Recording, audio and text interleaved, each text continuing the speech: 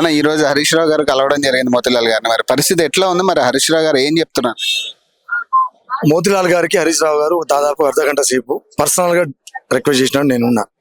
వారు అడిగింది ఏంటంటే, తమ్ముడా మీ గురించి నేను అసెంబ్లీలో కొట్లాడతా, ఈ నిరుద్యోగ సమస్య మీద నేను ఖచ్చితంగా ప్రభుత్వాన్ని నిలదీస్తా, నువ్వు విరమింపు చేసుకో, నేను నీకు భరోసా ఇస్తున్నా, విరమింపు చేసుకో, మనం ప్రజాక్షేత్రంలో కొట్లాడదాం, మీకోసం నేను కొట్లాడతా అని చెప్పేసి వారు చాలా క్లియర్ చెప్పడం జరిగింది.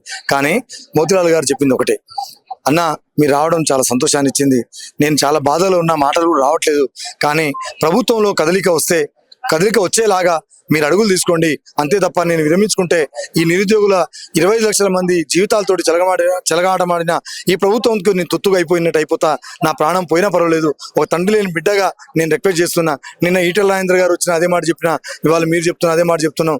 దయచేసి ప్రభుత్వం నుంచి కనీసం కదలిక వచ్చేటట్టు, ఈ ప్రభుత్వం ఎందుకు కదలిక రావట్లేదు అర్థం కావట్లేదన్న అని చెప్పి తను వేడుకున్నాడు. తన ఏదైతే హరీష్ రావు గారు చెప్పినటువంటి మాటను ఒక రకంగా నేను ఆ మాట వినను అనే పద్ధతుల్లో తను. కానీ ఇప్పుడు దీన్ని రాజకీయంగా చూస్తున్నారు అనుకోవచ్చు అధికార పార్టీ వాళ్ళు. మరి ఎట్లా అంటే ఇది రాజకీయం చేస్తున్నారు అనేది వాళ్ళ మాట. సో దాన్ని ఎట్లా చూడొచ్చు? రాజకీయ పార్టీలు నిన్నటి నుంచే గాంధీ హాస్పిటల్కి రావడం జరిగింది. మోతీలాల్ నాయక్ రాజకీయ పార్టీ నాయకుడు కాదు, ఒక నిరుద్యోగ జేఏసీ ఉస్మానియా యూనివర్సిటీ విద్యార్థి.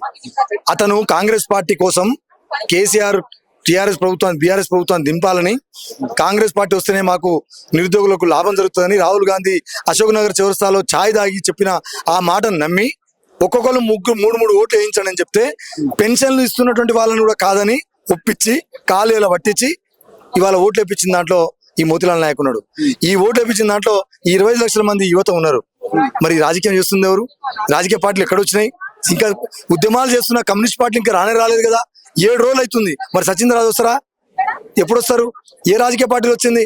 మేము ప్రజాక్షేత్రంలో యువత, మా సంఘాలు, ప్రజా సంఘాలు, మీ సేవలాల సేనగా, అటు బీసీ జనసభగా, ఓయూ జేఏసీగా, నిరుద్యోగ జేఏసీగా, అటు స్టడీ సర్కిల్లో చదువుతున్నటువంటి విద్యార్థి యువకులుగా, కొంతమంది టీచర్స్, అశోక్ లాంటి వాళ్ళు అందరు కదిలిన తర్వాత, బీజేపీ వీళ్ళు అందరు కదిలిన తర్వాత ఇవాళ రాజకీయ పార్టీలు వస్తున్నారు. రాజకీయ పార్టీలు ఇప్పటిదాకా రాలే. నిజంగా రాజకీయ పార్టీలే వచ్చినాయి అంటే రాజకీయ పార్టీలే కూర్చుంటాయి. అసలు మేము అరెస్ట్ అయితే మమ్మల్ని మందలిస్తానికి మేము గన్ పార్క్ కాడ, మేము బీసీ జనసభ మేమందరం నిన్న మీరే చూసినారు, మమ్మల్ని తీసుకోబోయి పోలీసులు ఇష్టం వచ్చినట్టు పద్ధతులు అరెస్ట్ చేసి ఎక్కడ పడితే అక్కడ పిసుకుంటా అరెస్ట్ చేసి లోపలేస్తే మమ్మల్ని మందలిస్తాను రాలేదు రాజకీయ పార్టీలు. రాజకీయ పార్టీలు ఉండే ఇది మీ దృష్టిని మరలించడం కోసం జరుగుతున్నటువంటి ప్రయత్నం తప్ప ఇంకోటి కాదు.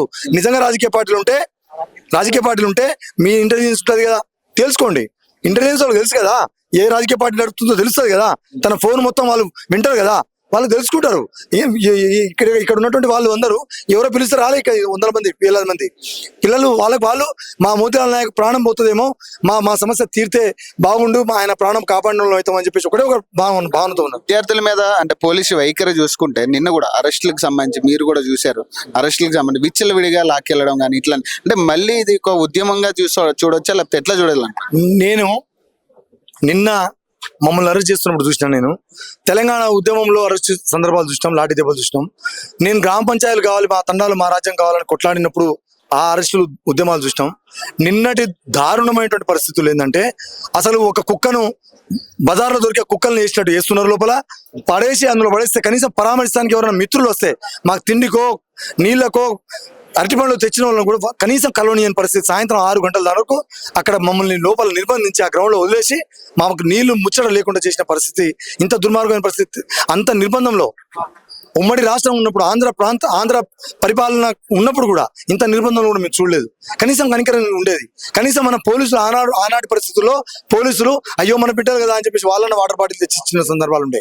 కానీ ఇప్పుడు కనీసం ఒక వీధి కుక్కలను లోపలేసినట్టు పట్టుకొని, వీధి కుక్కగా బజార్లో దొరికినప్పుడు దొరుకుతారు కదా, అట్ట విసిసి పడేస్తున్నారు. అరే మేమంటే తట్టుకుంటాం.